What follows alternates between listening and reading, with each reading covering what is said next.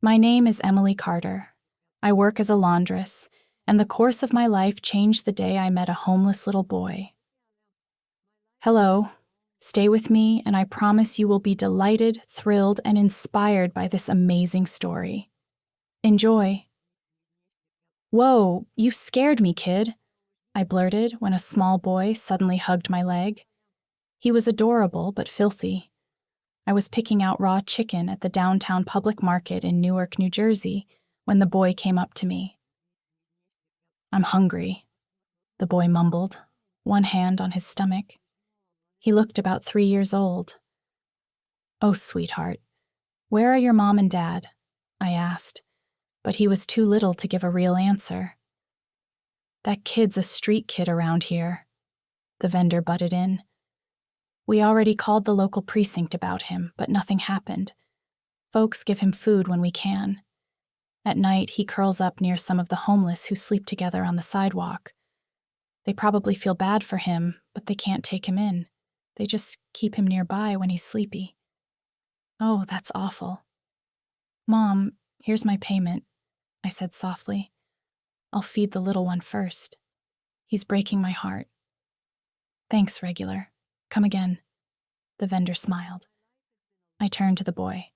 Come on, I'll buy you something to eat. I offered my hand, and the boy, wide-eyed and trusting, took it, even smiling a little. You're so cute, I said, feeling a mix of joy and pity. I had no idea how a child that small survived street life. We went to a bakery just outside the market, and I bought him bread and a bottle of water. He devoured the first roll in seconds. While he started on the second, I said, I've got to head home to cook, baby, okay? Be careful, all right? I turned to leave, but I noticed the boy following me. Hey, don't follow me. You'll get hit by a car, I warned. Go with you, the child said, simple and earnest. I laughed. Oh, so you speak English, huh? Maybe your dad's foreign. You're such a handsome little guy. Go with you, he repeated, still working on the words. You can't go with me, sweetie. People might think I'm kidnapping you, I said gently. The boy plopped down on the curb, so I kept walking until I heard footsteps again. Miss, watch your kid. Someone might snatch him. He's real good-looking, even if he's grubby. A cab driver called from where he was parked, snacking on a sandwich. He's not my kid, I explained. I only gave him bread. Now he keeps following me. You should just take him home, miss, the driver said. You know there are people who grab kids around here. Some sell them to childless foreigners. Lucky if it ends there. Others sell children to worse things. Please don't scare me like that, I gasped. I'm not joking. It's true. If I were you, I'd take him home for now and look for his parents later. Poor kid could get abducted. He held out a calloused hand. I'll be your witness. You didn't kidnap him. Name's Mr. Tony. I've been driving a cab here 10 years. If you need me, I'm easy to find. Are you sure, sir? I'll take a picture of your cab plate just in case, I said. Go ahead, take my picture too, Mr. Tony chuckled. I've got kids and nieces myself. Kids like that, I can't take them in. I'm on the road all day, but I worry. Thank you, Mr. Tony. I crouched to the boy's level. All right, I'll take you home, and then we'll try to find your parents, okay? It's safer than leaving you out here. I took his hand and we walked together.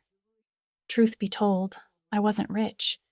I barely met my own needs, and I wasn't ready to care for a child, but compassion won out. Before heading home, we stopped at a discount store. I bought him 2 pairs of briefs, a couple of undershirts and shorts. Because he was filthy, I figured a few changes of clothes would do for now. I was about to start taking in laundry again, and if I couldn't find his parents immediately, I planned to go to the police and Child Protective Services. At home, I drew a bath. I chatted with him while I scrubbed him clean. There, all fresh and good smelling. Now you're even cuter, What's your name, baby? Ethan, he answered. Wow, that's such a cute name. It suits you. I'm Emily. You can call me Mommy. Ethan, he said with a hopeful smile.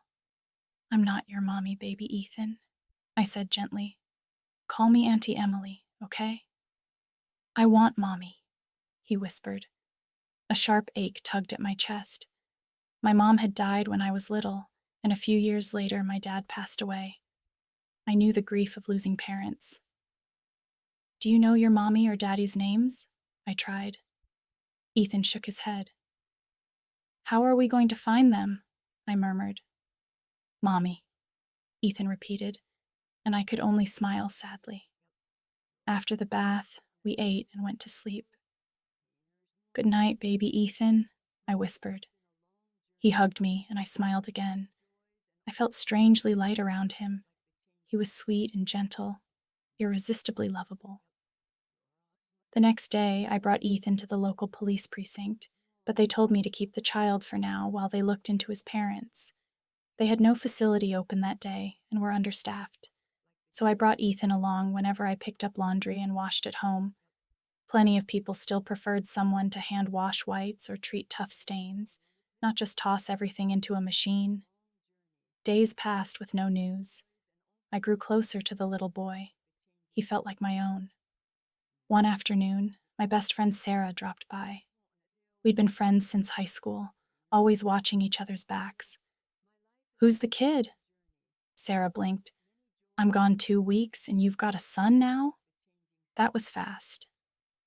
Very funny, I said, rolling my eyes. This is baby Ethan, the boy I told you about. I'm taking care of him for now. How are you going to work with a little one here? Sarah asked, frowning. I pick up and deliver laundry, then wash here at the apartment. He comes along, I said. Sarah worried.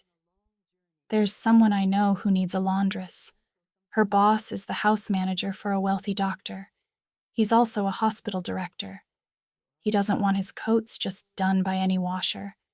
His white lab coats have to be soaked and hand-treated. Talk to them and see if they'll agree. Go now. Leave the handsome little guy with me, or they'll think you can't focus on work if they see you've got a child with you. Sarah had a steady job at a factory. I, who hadn't even finished high school, struggled to find stable work.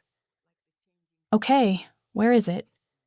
South Mansion Homes, the gated community with the giant houses. Wow, fancy, I said, eyes wide. Exactly. Big pay, but hurry. Tell them your friend Sarah recommended you to Miss Margaret, the house manager. Thanks, Sarah. Please watch Ethan. I headed to the mansion. I was ushered into the living room. You must be Emily, Sarah's friend? Asked Miss Margaret. Yes, ma'am. Wait for Sir. He's coming down. He's resting. A few minutes later, Daniel appeared, much younger than I expected for a hospital director. He was handsome and solidly built. I caught myself biting my lip in surprise. Good afternoon, he said, serious but polite. Good afternoon, sir, I replied, noticing his red eyes and nose, like he'd been crying. I'm Daniel, he said. Nice to meet you, sir. I'm Emily, I answered nervously. Sarah probably told you I need someone skilled to hand wash my coats. Yes, sir. I'm good at laundry. Good. Come, I'll show you my son's room. There are clothes and linens that need special care. I followed Daniel upstairs into a large bedroom with a small bed, clearly a child's room. Shelves brimmed with toys. A closet held rows of expensive clothes. I want you to wash Banks, my son's clothes in that closet, and see the curtains and sheets, Daniel instructed, twice a week, even if they haven't been used. Yes, sir, I answered, though questions swirled in my mind. And the clothes in that storage box, he said, pointing to a chest. Those were my wife's. She died during childbirth with our only son. I want those pieces spotless before I store them away. I'm so sorry, sir. I'll take extra care. I promise, I said, my heart tugging at the widower's pain. As I glanced around the wide room, my eyes landed on a cluster of framed photos on a table. I stepped closer and froze. The little boy in the pictures. Sir, I'm sorry for asking, but who is this boy? I asked, voice unsteady. My son, Daniel said. Ethan. Daniel looked down. When he raised his eyes again, they were brimming. He's been missing for 3 weeks. They say masked men grabbed him while he was with my fiancée. We still haven't found him. I went still. I thought fast, then swallowed. Sir, I said carefully, I found a little boy at the public market. I reported it, but they told me to keep him while they look for his parents. He said his name is Ethan. He told me he's 3 years old. What?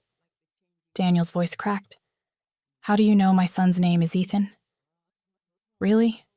Your son's name? I asked softly. Yes. Do you have a photo of the boy you found? Please? I do. I grabbed my phone, pulled up pictures, and handed it over. Daniel's hands trembled. He swiped through the photos, a pained smile breaking across his face as tears spilled over. When he spoke, his voice was a hoarse whisper. He's my son, Emily. Please, can you take me to him? Yes, sir, I said, joy fluttering through my chest. I'd grown to love the child, and the thought of bringing him home to his father filled me with warmth. Daniel didn't even change out of his lounge clothes. He grabbed his phone and wallet, and we got into a luxury SUV. Daniel had a driver, so we sat in the back. A child car seat was already installed there. There's still a seat here for baby Ethan, I said, breaking the thick silence. For safety. Daniel managed a nod. By the way, I noticed in the photos he clings to you a lot. He's very affectionate, I said. So sweet and well-behaved. Sometimes a little mischievous. He's a kid. Daniel gave a small smile. He never knew his mother. He's prickly with women I dated. He didn't like my fiancée, Victoria. The day he disappeared, she took him out so they could bond, and then they said he was kidnapped. How did you find Ethan? Daniel asked after a moment. At the market, I said. I was buying chicken when he came up and asked for food. He kept saying, "Go with you" in English. Then he just followed me around. I chuckled weakly at the memory. Daniel laughed once, then his face crumpled. God, I miss my son. I hope, please God, he's the boy at your place. About 15 minutes later, we reached my tiny rented room in an old wood frame house. Simple but clean, it was all I could afford. $600 a month, utilities included. This is where I live, sir. Please come in, I said. Daniel stood frozen on the stoop. I saw the panic in his eyes, the terror of disappointment. Sir, let's go inside, I coaxed. I'm scared, he admitted. What if he isn't my boy? I'm so tired of waiting, so tired of being disappointed. I haven't slept in weeks. I took his hand. You can do this. It's going to be okay. He drew a breath and stepped in. Just as Ethan, peering out the window, spotted him, the child shrieked, "Daddy! Daddy! I miss you!" and bolted outside. Daniel ran to him, scooped him up, and crushed him in a hug. I love you so much, son. I'm so glad you're safe, he sobbed. I miss you, Daddy, Ethan cried into his father's neck. Sarah and I were crying too, watching the reunion. When Daniel could finally breathe, he turned to me. I don't know how to thank you. I can never repay you for taking him in. God knows what could have happened. I'll pay you whatever you want. You don't have to pay me, I said, eyes wet. Anyone with a heart would have done what I did. I'll keep in touch, Daniel said at last, lifting Ethan onto his hip. Wait, sir. May I ask a favor? I blurted, flushing. Could I hold Ethan for a minute to say goodbye? I've grown attached to him. Only if it's okay.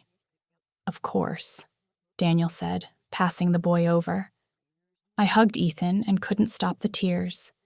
We'd spent nearly 2 weeks together, eating, playing, sleeping side by side. Be a good boy, Ethan. Be careful, okay? Remember what I taught you, and please don't forget me, I whispered, crying. I handed Ethan back, but the child clung and struggled, wailing. Mommy, he cried. Son, she isn't your mommy, Daniel said awkwardly. I love Mommy, Ethan insisted, pointing at me. You're right, baby, I soothed, smiling through tears. Auntie Emily, we'll come to the house tomorrow to do the laundry and we'll play, okay? Come tomorrow, Daniel said. You can start washing here and Ethan can see you. Yes, sir. Have a safe drive, I replied. After they left, a heavy sadness settled over me. I was glad, so glad Ethan had found his father, but my heart already belonged to the little boy. I knew this would hurt, Sarah said gently. Later that night, I said, I'm okay. But when I lay down, I cried, wondering what Ethan was doing at that moment. I was used to him curled up beside me, tiny arms around my neck. The next morning, I arrived at the mansion early. We'd agreed on 11 o'clock a.m., but I arrived at 9. Daniel was in the living room reading the paper. He looked transformed, fresh, relieved, smiling. Good morning, Emily. You're early, he said warmly. Sorry, sir. I just miss Ethan, I admitted. I wanted to see him before I start. No need to apologize. It's good you came early. He was looking for you last night. He couldn't sleep. He's used to falling asleep with you. He kept saying, Mommy, Mommy, Daniel said, amused. I keep trying to teach him to call me Auntie, but he insists on Mommy, I said, embarrassed. It's okay, Daniel said kindly. He's probably heard other kids say Mommy. He never met his own mother. His eyes softened. It's fine with me if he calls you Mommy until he has a new one. Their conversation ended when Ethan came thundering down the stairs. Mommy, Mommy, I miss you, he shouted. I swept him up. I missed you too, baby. Daniel's heart squeezed at the sight of us holding each other like family. Let's play, Mommy, Ethan said, tugging me upstairs. I glanced at Daniel. Go ahead, he smiled. Over an hour later, I started the laundry, and Ethan, just like before, sat nearby to watch. Daniel frowned in curiosity. Why does he want to sit and watch you wash? When he was with me, he always came along to pick up laundry and watched while I washed, I said. And when clothes were dry, he helped me deliver. I don't like leaving him with strangers. That's remarkable, Daniel said, voice tight with emotion. If he'd ended up with someone else, I can't bear to imagine. I'm just glad our paths crossed, I replied. Even for a short time, he made me happy, and I hope I made him happy too. Daniel smiled. Later, Daniel ordered pizza, fried chicken, and spaghetti, Ethan's favorites. We ate like a contented little family. When it was time for me to go, Ethan burst into tears, chasing after me. Don't leave me, Mommy. I miss you, he sobbed. I have to go home, baby, I soothed. I'll come back. Wait, the day after tomorrow. But he kept crying, inconsolable. I'm sorry, Emily, Daniel said, rubbing his neck. I don't want to take advantage of your kindness, but he won't stop. Could you stay the night with him? He's been through a trauma, and he rests when you're there. It's no problem, honestly. It's a gift. I've missed sleeping next to him. I smiled. I used to read him a book, or we'd giggle and tickle each other until he fell asleep. Thank you, Daniel said earnestly. I'll double your pay for today to compensate. I'm doing this for Ethan. I cut in gently. Not for money. You're incredible, Daniel murmured. That night, Daniel peeked into his son's room before bed. Ethan was curled against me, my arm protectively around him. Something tender cracked open in Daniel's chest. He'd dated before, but none had been kind to Ethan, and those relationships failed. He was engaged to Victoria, but something always felt fake about how she treated his son. In the morning, before I left, Daniel cleared his throat. Emily, I want to talk about Ethan. Anything for him, sir, I said. I don't want to exploit your kindness, he began, but it's obvious you love him and he loves you. I'd like to hire you as his caregiver, if you're willing. Really? My face lit up. You'll accept? Daniel asked, surprised and relieved. To be honest, I said, blushing, since Ethan went home, I can't sleep. I'm used to holding him at night. Thank God, Daniel said. I can pay you $2,000 a month.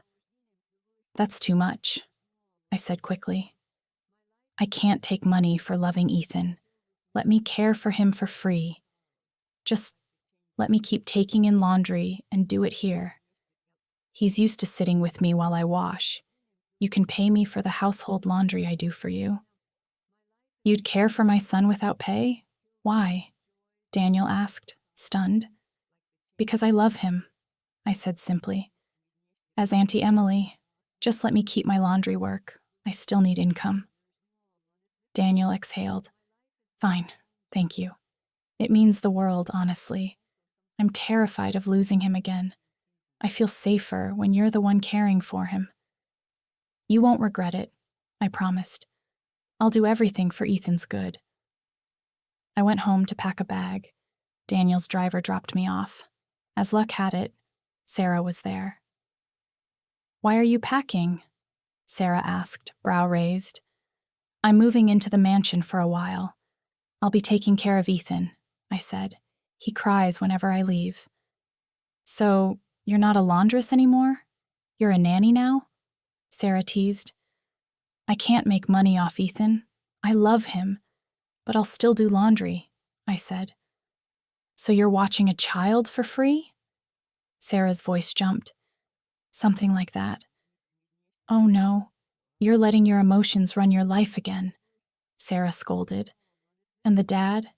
Isn't he engaged? That doesn't matter. I don't care about Sir Daniel like that. I just want to be with Ethan, I said defensively. And when he gets married, Ethan will have a stepmom. Where does that leave you? Sarah pressed. I fell silent. I hadn't seen Victoria yet, but I imagined a beautiful, wealthy fiancé. And once they married, I might not be needed anymore. The thought made my chest ache. You're not wrong, I admitted. But I can't think that far ahead. What matters is I'm with Ethan now. Don't set yourself up to get hurt, Sarah warned. I need to head back, I said, avoiding the argument. They're waiting. Just don't hope for too much, okay? I don't want you crushed, Sarah said, hugging me. I know. Thanks for caring, I replied, hugging back, then hopping into the waiting car. Ethan was over the moon when I returned with my clothes. He helped me put them away in a small cabinet in his room. The first days passed smoothly. I cared for the boy, took in laundry, and did Daniel's washing as well. One afternoon, Daniel came home early from the hospital.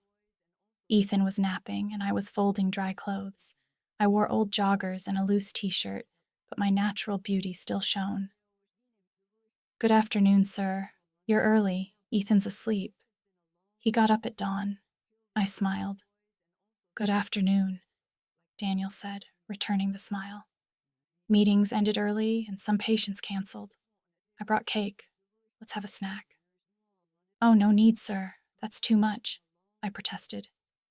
It's for you, Daniel said simply. For me? Why? It's nothing compared to everything you've done, he said seriously. I'm happy to do it. I murmured. We ate cake at the dining table, chatting. Ethan woke up, patted over, kissed his dad, then promptly climbed onto my lap and nestled in like a baby. Daniel's heart squeezed again. He really sees you like a mother. What happens when you marry and have your own kid? Daniel teased. It was a joke, but Ethan understood and burst into tears. Mommy is mine. Hey, baby, I'm here, I soothed, rubbing his back.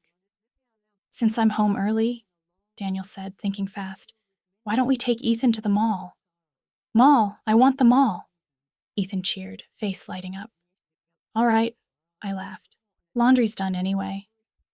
We got ready and left. Ethan picked out some toys, then we grabbed dinner. While we ate, a doctor from Daniel's hospital, Dr. Harrison, stopped by our table. Good afternoon, Dr. Pierce. Oh, you're here too, Dr. Harrison, Daniel said. Meeting's finished early, Daniel replied, smiling. My boy's getting big, 3 now. He looks just like your late wife, Dr. Harrison said warmly. Smart and lively, just like you. He glanced at me and Ethan. Who are you with? My wife and kid are shopping. We should set up play dates. Great idea, Daniel said. Dr. Harrison waved goodbye. When he left, Daniel and I both chuckled. He said Ethan looks like you, Daniel teased. No way, I laughed. He's way cuter. You're beautiful too, Daniel blurted, then flushed. I mean, you two could pass for mother and son. Some people assume, I said, uneasy. I didn't want to embarrass you by correcting him. It's fine, Daniel said honestly. I'm lucky. If he were truly your son, you'd have the cutest kid. We headed home later. Rush hour traffic crawling, Ethan fell asleep in his car seat. I, exhausted, nodded off, my head bobbing. Daniel gently guided my head onto his shoulder. Warm contentment washed over him. When the SUV finally rolled into the garage, Daniel tapped my arm. We're home, Emily. I jerked awake. Oh, sorry, sir. I fell asleep on your shoulder. It's okay, Daniel said, amused. Mommy, Daddy, I love you, Ethan chirped, waking as we entered the living room. I love you too, baby, Daniel said. Love you too, baby, I echoed, then caught myself, cheeks flaming. Daniel only laughed and let me off the hook. We watched Ethan unwrap his toys from the sofa like 2 proud parents. Daniel sneaked a glance at me and felt the truth settle. He loved me, but how could he move forward when he was not free? His fiancée was away on a sudden conference in Los Angeles with no return date mentioned. And then the front door opened. Victoria swept into the living room without warning. Well, well, how cozy, she said with biting sarcasm. When did you get back? Why no heads up so I could meet you at the airport? Daniel asked, startled. Why would I warn you? So I wouldn't surprise you with your mistress. Victoria sneered, glaring at me. I don't know what you're talking about, Daniel said tightly. While I was away, you played happy family with the maid, using Ethan as your prop. She spat. I don't use Ethan, I said, standing up, calm but firm. I wasn't combative, but I wouldn't be bullied. Sure. Who wouldn't love the only heir to a billionaire father's fortune? Victoria shot back. That's not true, Daniel snapped. Emily saved Ethan's life. That's why they're close. Are you stupid or mean enough to believe her? I've got ears everywhere, Victoria scoffed. At that moment, Ethan, who'd gone to the kitchen for cookies, came back and saw Victoria. He burst into tears, pointing at her. Daniel scooped him up. I don't like her, Ethan cried, pointing again. See? You brainwashed him? Victoria snarled at me. I don't even know you, I said steadily. How could I have taught him anything about you? Yan Yuan, Ethan insisted in his toddler way, still pointing. What is it, son? Daniel asked gently. What do you mean, left me? Market? Ethan sobbed, still pointing at Victoria. You left him at the market, Daniel repeated, stunned. The day Ethan went missing, Victoria had claimed men ambushed them and kidnapped the boy. She'd said she wanted to bond with him and had sent the driver away so it would be just the two of them. Daniel's face hardened. He turned to me. Where did you find Ethan? At the Riverside Public Market, I said. I'm going to the authorities, Daniel said, ice in his voice. We'll pull the CCTV. You don't trust me? I'm your fiancée, Victoria sputtered, hands slick with sweat. We're talking about my son, Daniel said. If you loved me, you'd love him. You'd be a second parent to him. I felt something off in how you treat him, but I kept giving you chances. This is insane. I don't have time for this, Victoria snapped and stormed out. Without telling us, she headed straight for the airport. The next morning, Daniel and I were at the police department early. The officers pulled market security footage. There, in high definition, was Victoria's luxury car pulling up. The passenger door opened from the inside. Little Ethan climbed out, and the car drove away, leaving him crying on the curb. Daniel broke down, shoulders shaking. The case against Victoria moved forward immediately. Back home, Daniel sat pale and dazed on the edge of the sofa. Are you okay? I asked softly. My son's life was in danger because of me, he said hoarsely. I didn't see who she really was. I feel so stupid.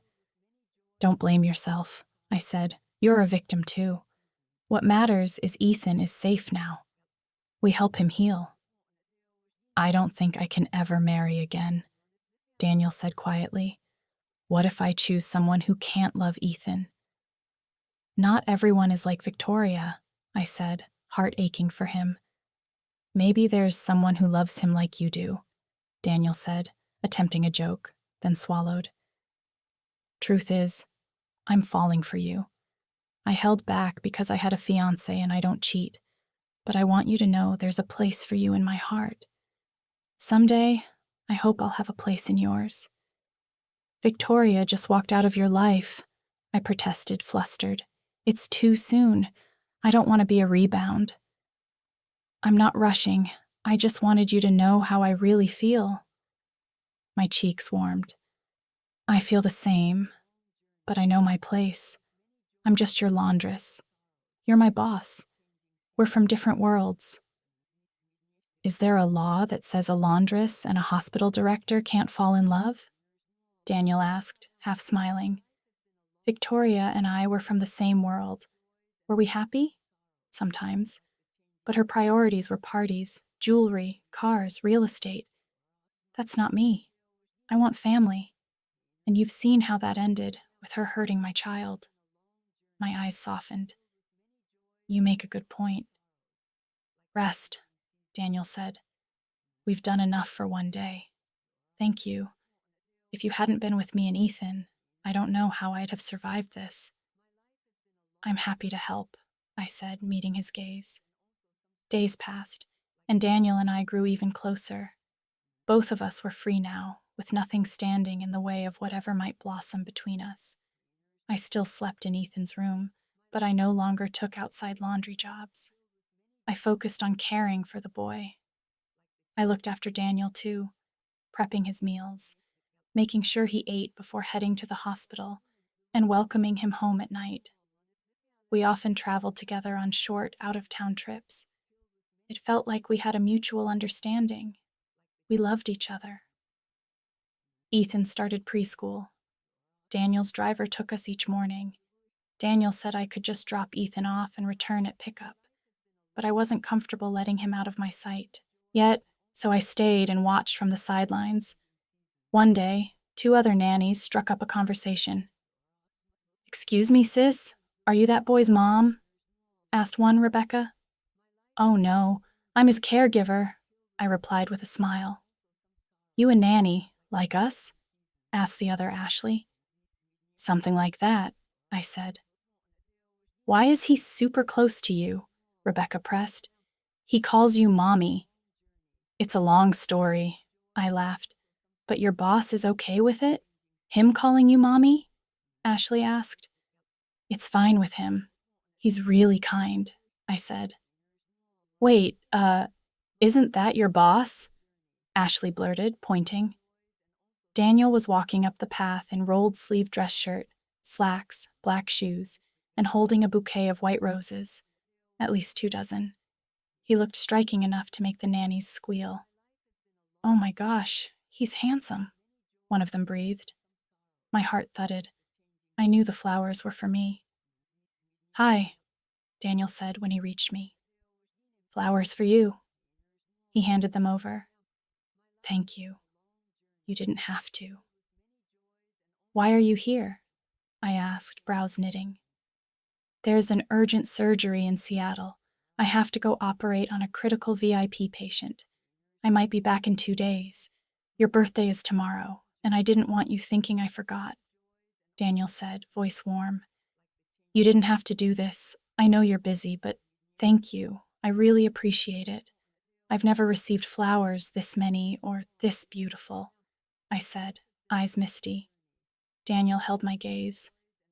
I want you to know how happy Ethan and I are that you came into our lives. Thank you for loving and caring for us. I'm happy to be part of your lives, I said softly. I'm heading out. I'll see you in 2 days. Take care of yourself and Ethan. Call me so I don't miss you too much, Daniel teased. I blushed. Be safe. Don't forget to eat, okay? One more thing. Maybe say yes to being my girlfriend before I fly out, so we're officially a couple on your birthday? He grinned. Why are you in such a hurry? You're coming back, I bantered. Of course I'm coming back. The 2 most important people in my life are right here in Newark, he said. Go, before you miss your flight. No kiss? Save it for when you come back, I joked. Deal, he laughed, then left. Rebecca and Ashley practically fainted from Calig. He's like a K-drama lead, Rebecca gushed. I'm jealous. I guess nannies like us can actually get noticed by our bosses. Ashley giggled. I thought that only happened in movies and cheap romance paperbacks. Real love happens, I said. Maybe he saw I truly care about his child. I hope we find our princes too, Ashley sighed. Don't worry. Maybe the right one is already in front of you, I teased. Is your driver single? Ashley shot back at Rebecca, and the 3 of us burst into laughter. We became close, and Rebecca and Ashley often helped me when Ethan got extra rambunctious. One afternoon, I noticed a familiar woman lurking near the classrooms. Oversized hat, sunglasses, a mask, peeking in windows and glancing around to see who might be watching. Hold on, Rebecca. Something about that woman, I said, pointing. With a hat that big, sunglasses, and a mask, how can she be familiar? Rebecca asked. Maybe she has a cold, Ashley joked. I have a bad feeling, I murmured, stepping toward the woman. Rebecca and Ashley followed. Excuse me, I said. The woman turned, and my suspicions snapped into certainty. Victoria. What are you doing here? I demanded. You again? Victoria sneered. You're always in the way. Why are you here? Leave my boy alone, I said, eyes hard. Shut up if you don't want to get dragged into this, Victoria hissed. I won't let you hurt Ethan. You'll have to go through me first, I shot back. I have a gun, Emily, Victoria snarled. I'll blow your head off if you don't back away. Help, I screamed, grabbing at Victoria's arm. Rebecca and Ashley grabbed too, trying to restrain her. Victoria fired. The shot cracked, and I fell, blood blooming at my side. The nannies flinched and let go, terrified Victoria would shoot them next. I kept screaming even from the floor, loud enough to bring hall security running. Guards chased Victoria as she bolted. Are you okay? Rebecca cried, kneeling. She's bleeding and you're asking if she's okay? Ashley snapped, ripping off her scarf to press on the wound. Make sure Ethan is safe, I managed through clenched teeth.